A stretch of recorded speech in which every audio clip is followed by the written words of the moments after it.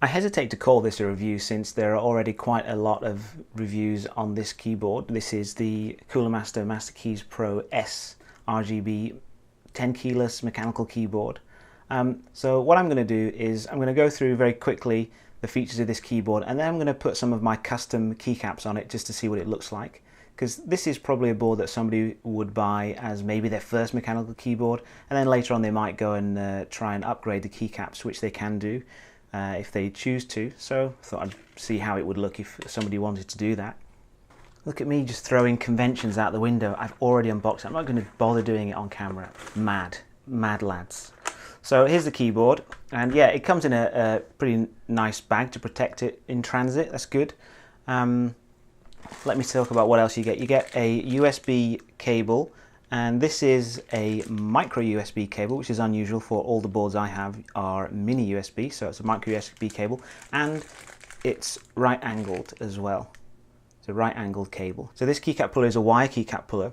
Most keyboards you would get a plastic one that you kind of have to slip over the keys and pull them up. I find that those scratch the keycaps, so this is a really good thing to have. So if you look at the top case of this keyboard, it kind of has a rubberized effect on it, which I really like actually. It makes a nice change from glossy plastic. It feels really cool. I'm not sure how it would hold up once, you know, it gets dust or sweat on it, but at first impressions it's really nice to the touch. And if you look at the side of it, it has kind of a nice, kind of interesting detail on the design, so that's another cool feature. That continues with the back of the keyboard as well. So as I said, this is a really nice looking board. Okay, so it's a TKL, it's a mechanical keyboard, it's RGB, so what? There's loads of boards like this out in the market that you can get for a lot cheaper than this one. This is pretty pricey.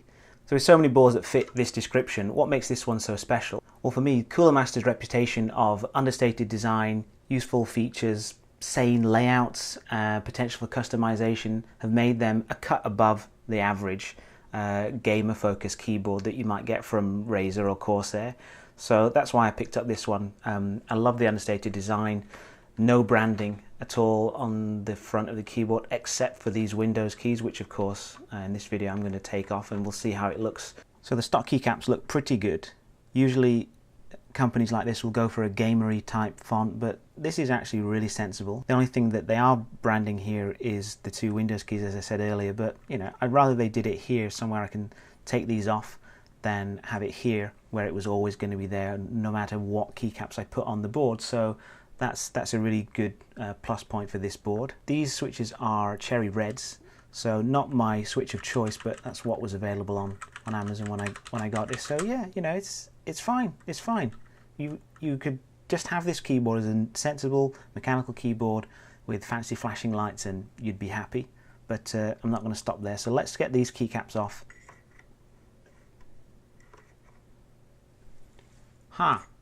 Problem one. The gaps in these parts here are too small for me to fit my wire keycap puller in. It is really weird.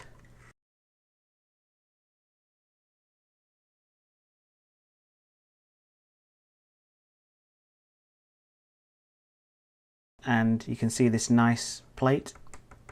It's metal. It's metal of some kind. It's white, which is pretty cool. Cherry PCB mount stabilizers, and these really nice looking red stemmed and clear topped Cherry MX switches. These are just the standard ones, they're not the speed ones or anything like that. So after having a play about with this keyboard, I've noticed that I really don't like the stabilizers, or the switches actually. If you look at the stabilizers here, there's a lot of wobble. There's a lot of wobble, and that translates to a lot of noise as well as wobble when you've got a keycap on there and you're pressing it down. I'll let you listen to that when I put the next set of keycaps on, but I've really noticed that there's a lot of wobble in the stabilizers, almost all of them. The backspace one isn't as bad as the others, but it's there. This is definitely not good. Also the switches, I mean, they're standard Cherry switches, but to me they feel really scratchy. Next to this I've got my TX1800 with Gateron blacks, and they just feel a lot more solid, a lot smoother. So what are we going to put on here? Well, I thought we should go big at the start. So we're going to put Hyperfuse on here.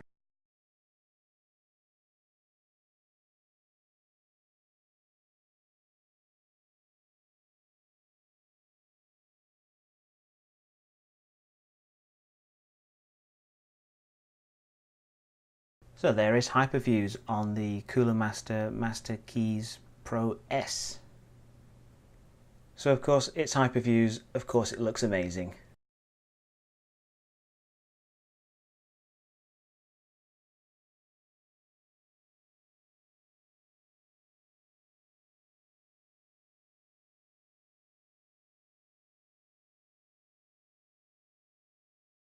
Interesting thing with these keys, if you look at the Windows key and some of the green on grey keys in Hyperfuse, there is a bit of light shining through.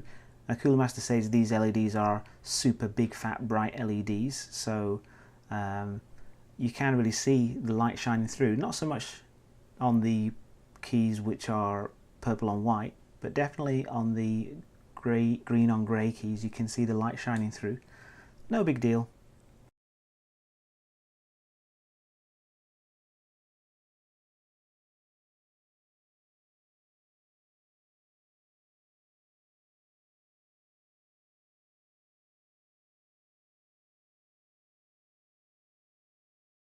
So this is SA Penumbra, and yeah, where's the F9 key? F10 key, sorry. I lent it to a friend, yeah, don't ask. Anyway, this looks really good actually.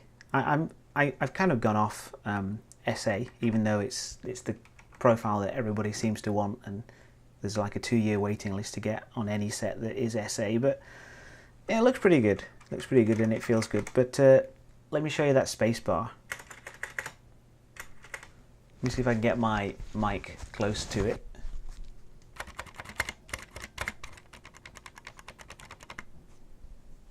Now that doesn't really sound good to me at all. Most people will probably be fine with it, but to me that wouldn't be acceptable as a space bar. And actually all of the modifiers that are stabilized, don't sound great in my opinion. Like I said, most people who buy a mechanical keyboard like this will probably be fine with it, but it's something that would put me off it. If that was the keyboard, I would have to try and fix that in some way.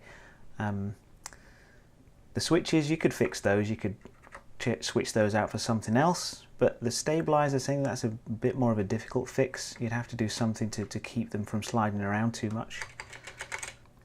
There are a few customized options, like you can have one LED flash and, you know, snakes and breath and raindrop and all that stuff. And you can customize per key, as I've done here. But what I would like to do is have my own customizations and then maybe have the breathing as well.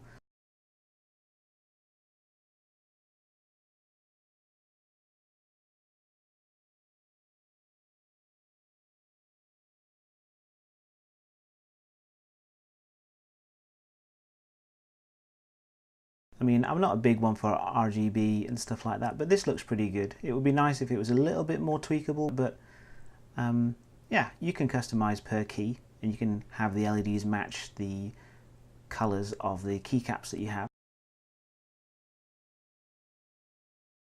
So my brief time with the Masterkeys Pro S has come to an end, and while I quite like this board, I don't think it's one that I would buy.